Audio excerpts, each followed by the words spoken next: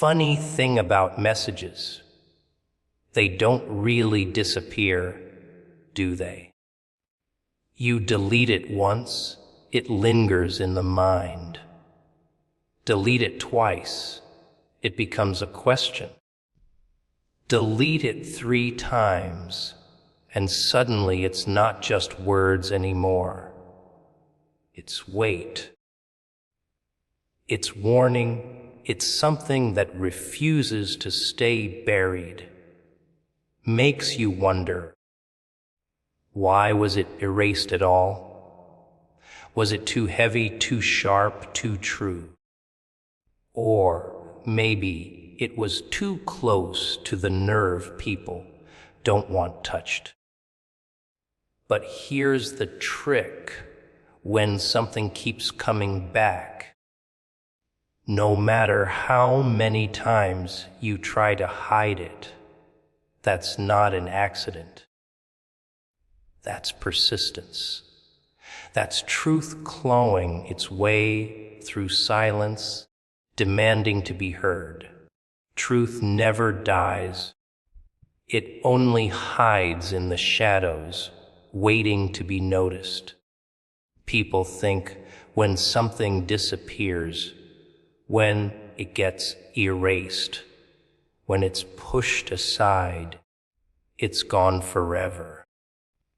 That's the funny little lie the world tells you so you can sleep at night. But the truth, it doesn't play by those rules. It's like a shadow.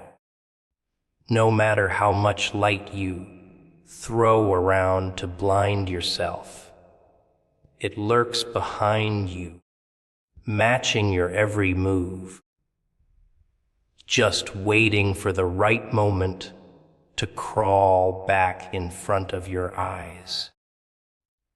And the more you pretend it isn't there, the darker it grows, until one day you can't look anywhere without it staring you down. The truth doesn't need your permission to exist. That's what makes it so dangerous. Lies are fragile. They need maintenance. They need energy. They need constant repairs. But truth sits quietly. It doesn't get tired. It doesn't rot. It doesn't beg you to acknowledge it. It just waits. And that waiting game is what destroys people, because they think they've outsmarted it. They think burying it, deleting it, pretending it never existed will somehow rewrite reality. But reality isn't a notebook you can rip pages from. It's carved in stone. And every time you try to chip away at it, you just end up leaving more cracks, more scars, more evidence that something was there. You see, when you hide the truth, you give it power. Every attempt to silence, it makes it louder. Every hand that tries to cover its mouth makes it scream through the cracks in your fingers. It's almost poetic, isn't it?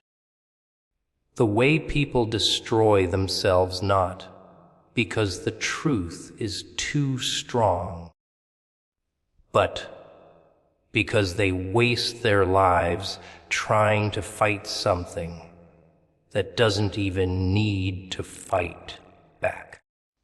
And the shadows, oh, they love it. They grow thicker around the things you refuse to face. They protect the very thing you're running from, until suddenly, one night, you're swallowed whole by what you tried so hard to escape. Look around you. Every person you know is carrying a truth they're too afraid to admit. A secret shoved under the rug, a skeleton stuffed in the closet, a whisper they pray no one else hears. But those secrets aren't sleeping. They're awake. They breathe. They move when you're not looking. And sometimes, when you least expect it, they claw their way out, not to punish you, but to remind you that they never left.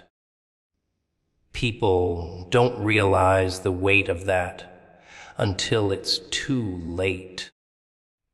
They think silence is safety, but silence is just the shadow stretching longer. And here's the irony. The very act of hiding the truth reveals it. You can tell by the hesitation in a person's voice, the nervous laugh, the quick change of subject, the sudden excuses. They think they're clever, but the cracks in their masks scream louder than any confession. The harder they work to suppress it, the more obvious it becomes that something is being suppressed. The truth doesn't need to show itself fully. It just leaves breadcrumbs, little hints, tiny glitches in the story, until even the blind can sense it. So when you hear something deleted, erased, denied again and again, don't believe it vanished. Believe the opposite. Believe that it's alive, hiding in plain sight, and that the hands trying so desperately to erase it are the very proof that it exists. That's the cruel trick reality plays on liars. They're the ones who carry the burden of proving the truth is real without even knowing it. And the truth just laughs quietly from the shadows, knowing it doesn't have to move a finger. Funny thing about people, they think silence is emptiness. They think if no one's talking about it, if no one's bringing it up, then maybe it doesn't exist anymore. But silence isn't emptiness. It's pressure. It's weight. It's the kind of weight that builds up in your chest when you're holding back a scream. The more you hold it in, the louder it gets in your head. That's what people don't understand. Silence isn't peace. Silence is the storm before the explosion. Every time the truth gets buried, it doesn't disappear, it gets compressed. And compressed truth is dangerous. It's like shaking a bottle, keeping the cap on, pretending it won't burst. People walk around with those bottles inside them, rattling with every step. But they smile, they laugh, they pretend everything's fine. You can see it in their eyes, though. The flicker, the twitch, the way they avoid certain words, the way they can't look too long in the mirror. It's all there. The silence becomes noise unbearable noise, and they drown in it while pretending to float. You know why silence is so seductive. Because it feels safe. It whispers. If you don't say it, it won't hurt.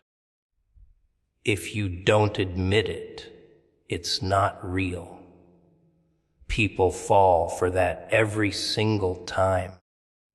They swallow their words, choke on their truth, and convince themselves they're protecting their sanity. But they're not protecting anything. They're feeding the shadows, letting the silence chew on them from the inside out. It doesn't stop the pain. It multiplies it until suddenly one small crack, one careless word, and everything they've been holding back explodes in their face. A silence has a smell to it. You ever notice that? Walk into a room where everyone knows the truth, but no one's saying it. You can feel it in your skin, crawling, pressing, suffocating. People fidget, laugh too loud, glance around like rats looking for a way out. That's the atmosphere of silence. It's not clean. It's not calm. It's thick, sticky, suffocating, like smoke from a fire that no one wants to admit is burning the floor beneath their feet. And the longer they sit in it, the weaker they get, the more fragile they become, until one spark sends everything up in flames. The silence after betrayal is the loudest. Think about it. Someone lies to you. Someone stabs you in the back. And there's that pause. No yelling, no screaming. Just silence. That's when the truth is screaming the loudest, echoing in your head, making you replay every word, every detail, every moment. Silence is where the truth does its best work because it doesn't need to be shouted. It just needs to linger, circling your mind like a vulture, reminding you that it's there whether you like it or not. And the worst part, people get addicted to it. They get addicted to silence because facing the truth feels like ripping skin off bone. They'd rather suffocate slowly than take one sharp breath of reality. They build their lives around it, relationships built on silence, careers built on silence, families drowning in silence, and all the while they know deep down that one day the silence will crack, and when it does, everything they built will crumble like ash in the wind. The silence isn't empty, it's loaded. Loaded with words never spoken, actions never taken, truths never faced. It's the ticking bomb under the table while everyone keeps eating dinner, pretending not to hear the ticking.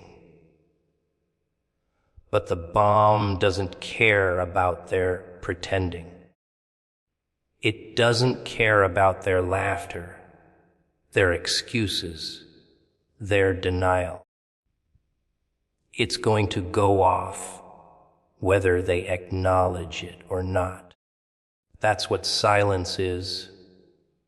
A countdown, not a cure. You can always tell when someone is carrying silence inside them.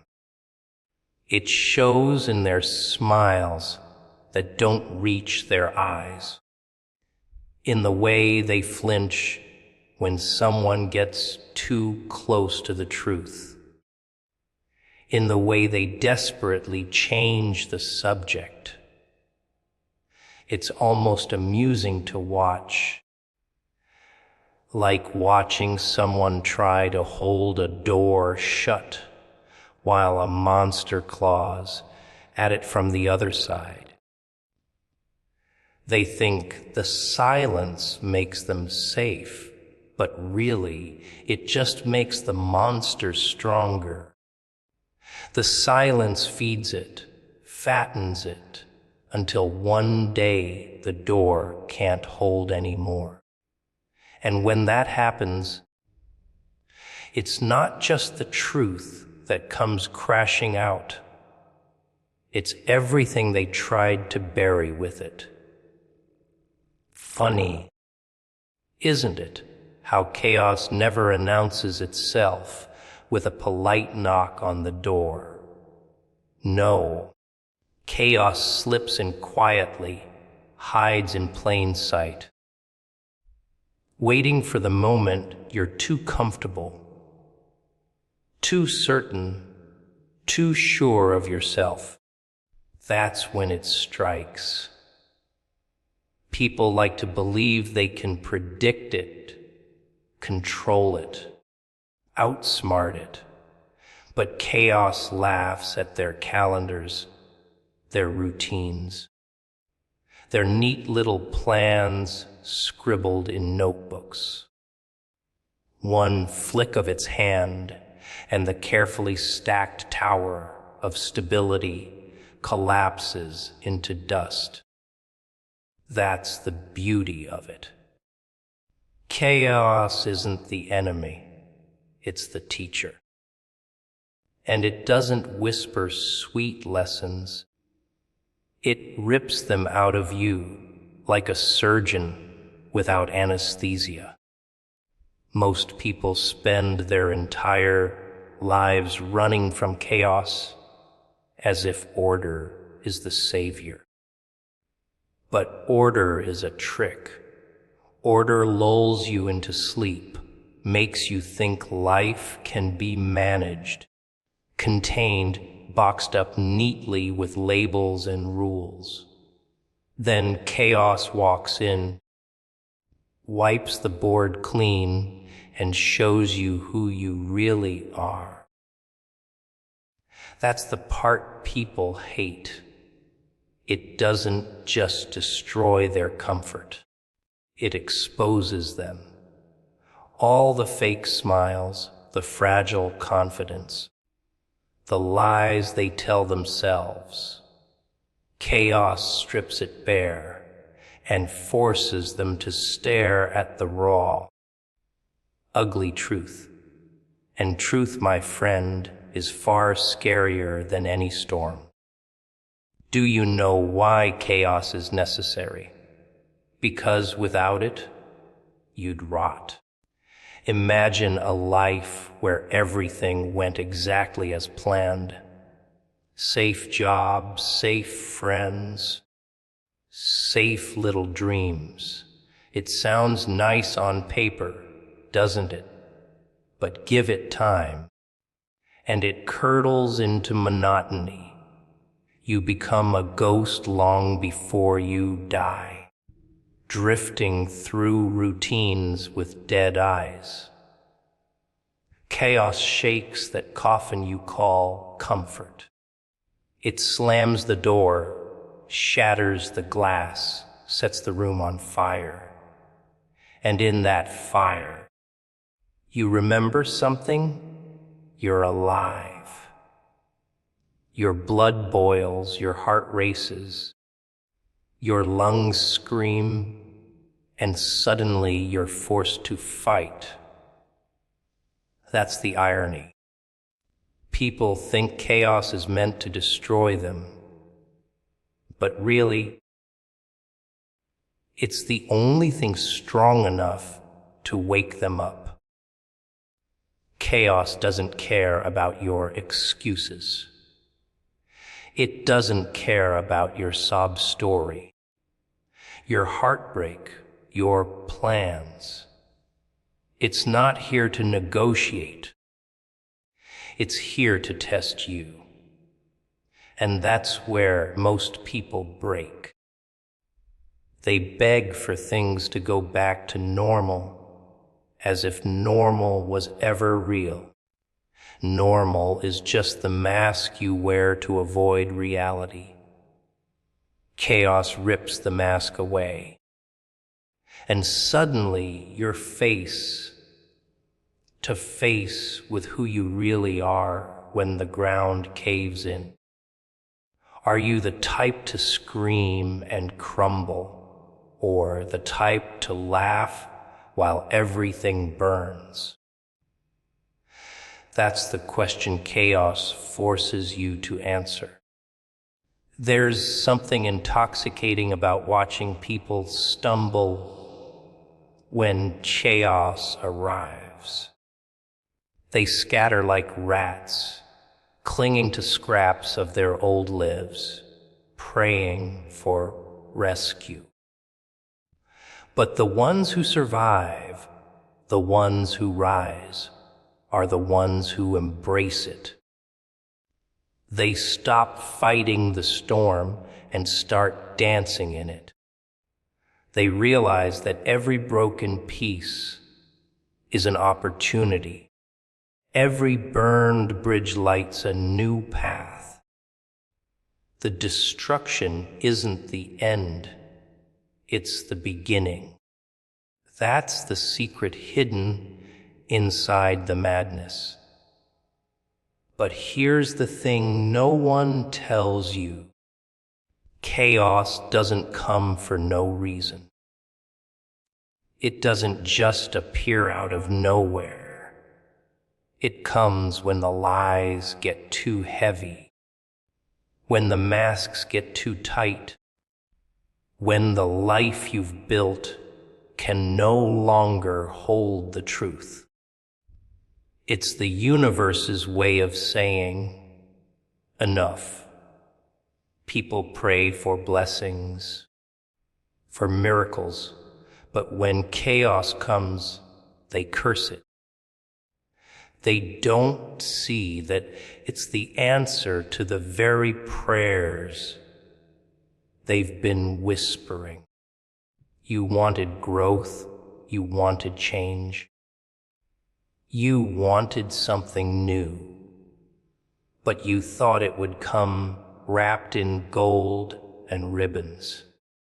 No, it comes wrapped in smoke fire and shattered glass. That's the only way you'll pay attention. Chaos is not destruction, it's revelation. It reveals who your friends really are, who your enemies really were, and who you've been pretending to be. It clears the stage, sweeps away the props, and leaves you standing naked under the spotlight.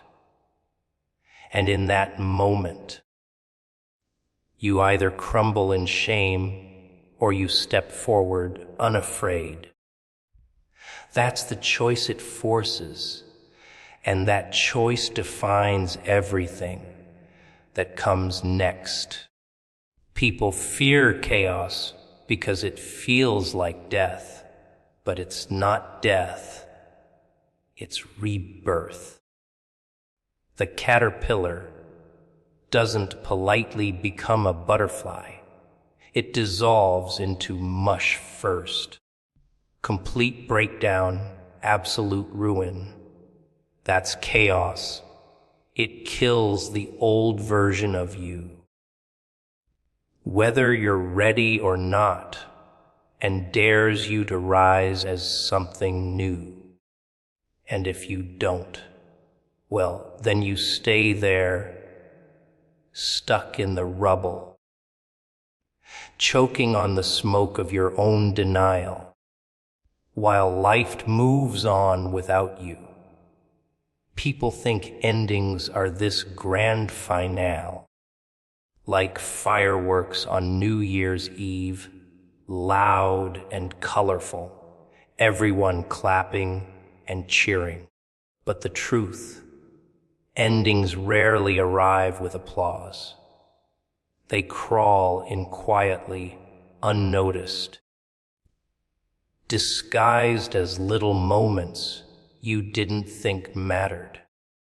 A conversation that goes silent, a door that doesn't reopen, a habit that no longer gives comfort. By the time you realize it's over, it's been over for a while, and that's what makes it sting. Not the end itself, but the fact that you never saw it coming. You were too busy clinging to what you thought would last forever. Funny how forever always turns out to be shorter than you planned. But endings, they're not punishments. They're declarations. A line being drawn in the sand, telling you that chapter is closed. Most people can't handle that truth. They'd rather live in denial, pretending things can go back to how they were, as if time is something you can rewind like an old tape. You see it everywhere. People begging for second chances, holding on to ghosts, trying to breathe life back into corpses of situations, relationships, versions of themselves that are long dead. They don't realize that clinging is what makes them bleed. They stab themselves over and over with the shards of what's already broken, just because they can't accept it's gone.